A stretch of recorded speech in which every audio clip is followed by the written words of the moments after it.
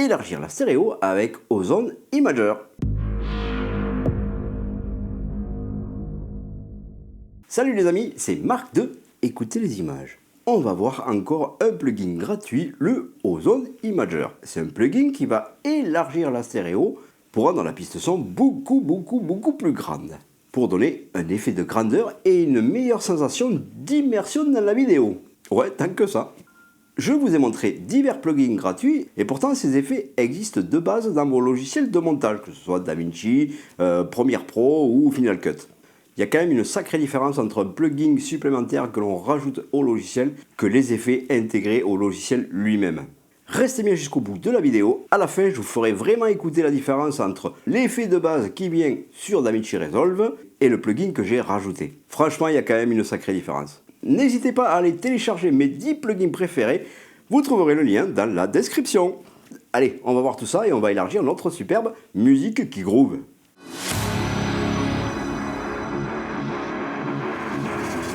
Allez, on va voir un petit peu le plugin gratuit, le Ozone Imager 2. C'est un plugin qui va nous élargir la stéréo. Alors, Ozone est un éditeur très connu au niveau des ingé-sons. Ils font vraiment des plugins ultra pro. Je vous avoue que ça coûte quand même un petit peu une blende et ils sont essentiellement destiné au mastering. Et le mastering, en fait, qu'est-ce que c'est?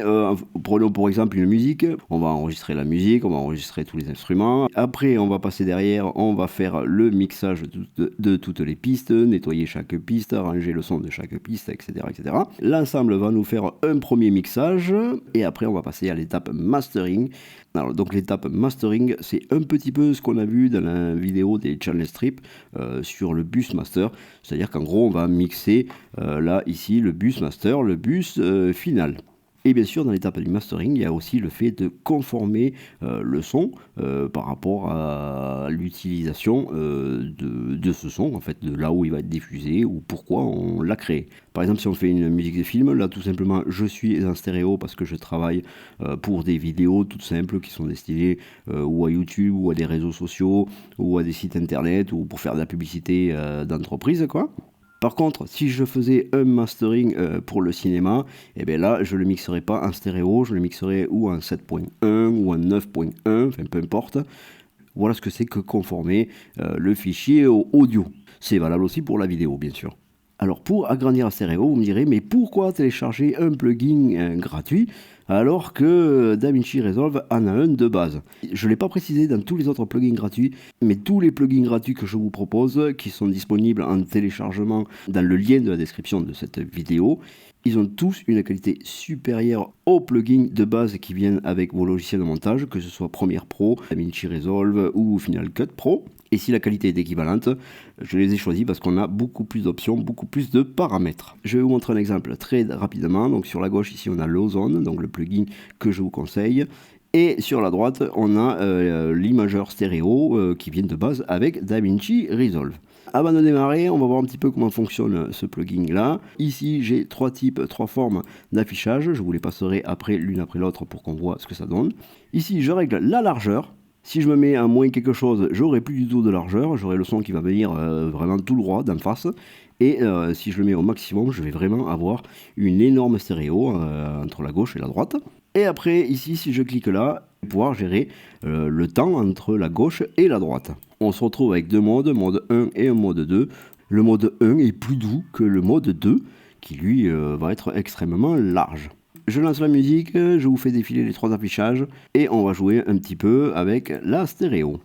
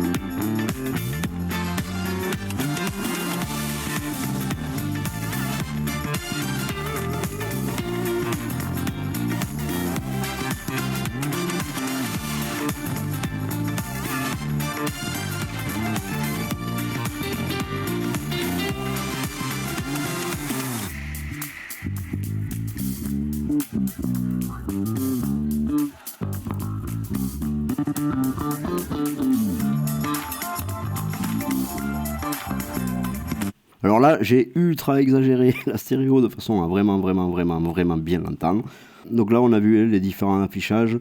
Moi, je préfère celui du milieu. Il est plus parlant pour moi. Je vois mieux là les petits points bleus là qui se baladent partout et je vois mieux vraiment la diffusion de la stéréo. Ultra simple comme un plugin, 2 boutons à toucher et ça roule.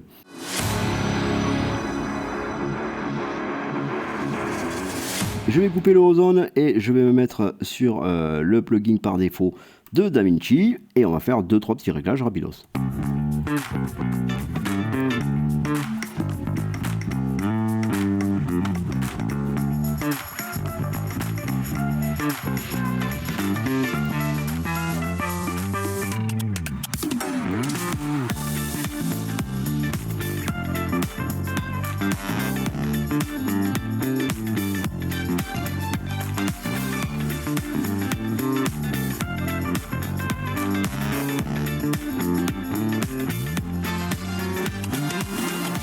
Aux premières oreilles, eh ben, il est pas mal quand même, la largeur marche pas trop mal, la diffusion ça fonctionne, c'est diffus, et la brillance ça fonctionne un petit peu. Je vois que quand même quand je suis sur la gauche, le son est quand même un petit peu brouillon, alors que quand je vais vers le clair, le son s'éclaircit un petit peu. Mais honnêtement, avec mes petites oreilles neutres, alors je dis bien neutres parce que je ne suis pas du tout affilié chez Ozone, il y a quand même une différence entre le Ozone par rapport à celui qui vient avec DaVinci Resolve. Déjà, c'est au niveau de la clarté. Je trouve que le Ozone, il fait beaucoup moins de bruit et le son, même en l'élargissant, je trouve qu'il reste quand même très très net. Pour mieux vous rendre compte de la différence, on va écouter avec le Ozone et...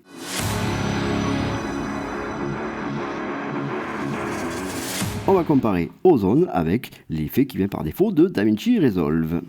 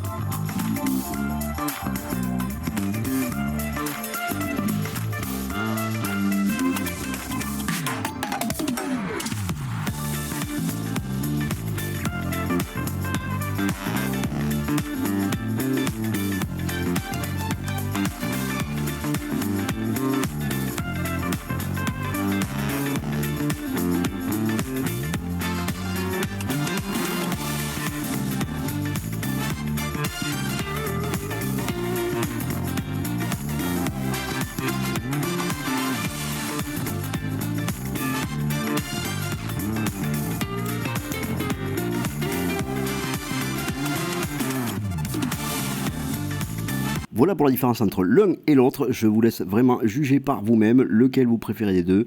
Moi, mon choix, il est fait, Ozone Imager 2, surtout qu'il est gratuit. Il ne faut pas se gêner de télécharger des plugins gratuits. Souvent, ils sont meilleurs que les plugins qui viennent par défaut avec le logiciel. Je dis bien souvent parce qu'il arrive des fois que non, c'est pas le cas. Et dans ce cas-là, il ne faut pas se gêner. Il vaut rien, mais on le jette. Il y a un autre avantage d'utiliser des plugins gratuits. Ils ont des paramètres qu'on n'a pas l'habitude de voir dans les effets qui sont intégrés à nos logiciels. Et surtout, ça vous permettra d'élargir vos connaissances et de vous donner d'autres idées pour avoir un nouveau type de son. J'espère que cette vidéo vous a plu. Laissez-moi un petit pouce bleu. J'espère que quand vous avez entendu la musique sur ce tuto, vous vous êtes surpris vous-même à remuer un petit peu la tête pour être un petit peu dans l'ambiance sonore.